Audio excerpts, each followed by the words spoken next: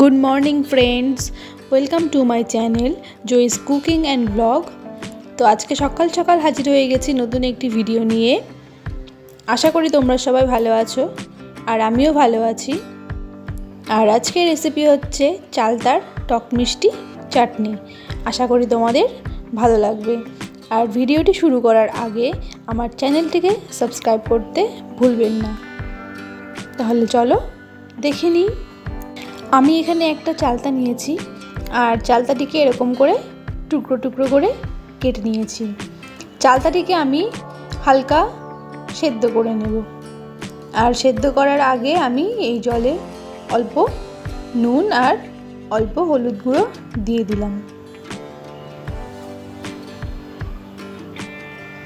বেশি সেদ্ধ করব না, জাস্ট জলটা ফুটে আসবে তখনই আর কি নামিয়ে দেব, কারণ চালতাটা একদমই কচি, তো আমার বেশি সেদ্ধ করার প্রয়োজন নেই। চালতার এই টক মিষ্টি চাটনি আমাদের স্বাস্থ্যের পক্ষে খুবই ভালো। আর এই গরমে খাবারের শেষ পাতে যদি এরকম একটু চাটনি হয় তবে খাওয়াটা বেশ জমে যায়। তো দেখো বন্ধুরা, জল ফুটে গেছে, চালতাটা একটু সেদ্ধ হয়ে গেছে, আমি এবার নামিয়ে নেব। এবারে কড়াই বসিয়ে দিয়েছি। এখানে আমি একটু মশলা শুকনো খোলায় ভেজে নেব। আমি এখানে 5 ফোড়ন দিয়েছি আর ছোট্ট একটা শুকনো লঙ্কা দিয়েছি। এবারে কড়াইয়ে তেল দিয়ে দিলাম আর আমি দিয়ে দিব সর্ষে ফোড়ন। আর এই সেদ্ধ করা চালতাগুলোকে আমি একটু শিলনোড়া দিয়ে এরকম করে একটু থেতলে নিয়েছি। এবারে আমি চালতাগুলো দিয়ে দেব।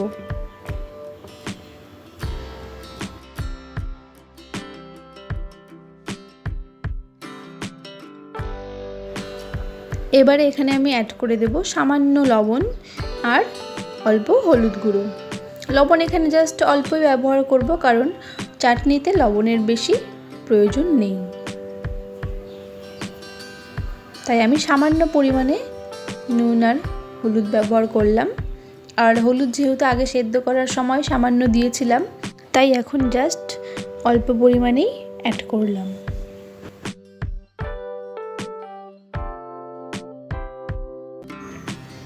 এখন আমি এখানে পরিমাণ মতো জল অ্যাড করে দেব। জল খুব একটা বেশি দেব না, কারণ চাটনিটা একটু গাঢ় ভাব থাকবে, খুব একটা পাতলা হবে না।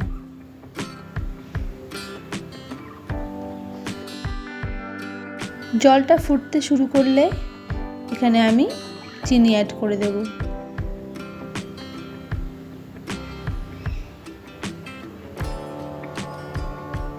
তো জলটা ফুটে গেছে, এবার এখানে আমি চিনি অ্যাড করব। চিনি আমি এখানে 5 চামচ অ্যাড করলাম। আপনারা যদি মিষ্টি আরও বেশি খেতে পছন্দ করেন তো আপনারা আরও চিনি ব্যবহার করতে পারেন, তাতে কোনো সমস্যা নেই।